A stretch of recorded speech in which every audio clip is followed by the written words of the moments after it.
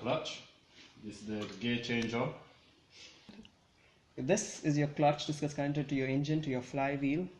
This is your clutch lever where your foot gets pressed on. When you press this, this disengages your gearbox from your flywheel. You can see it's not turning. When you release it, it gets engaged back.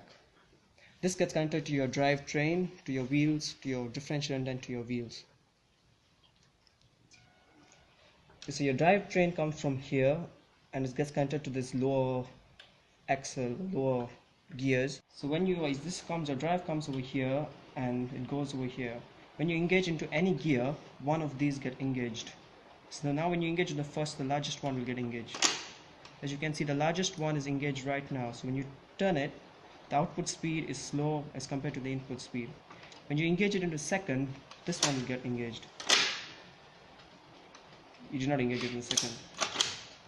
When you engage second, this one is engaged, and you can see as this one is shorter than this one. So the torque over here is a bit less as compared to this one.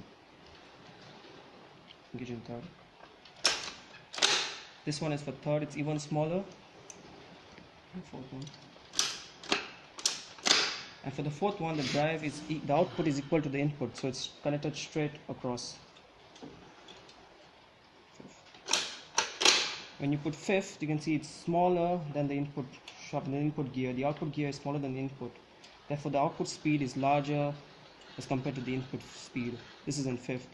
And when you put it in reverse, the opposite gear gets engaged and it turns in the opposite direction.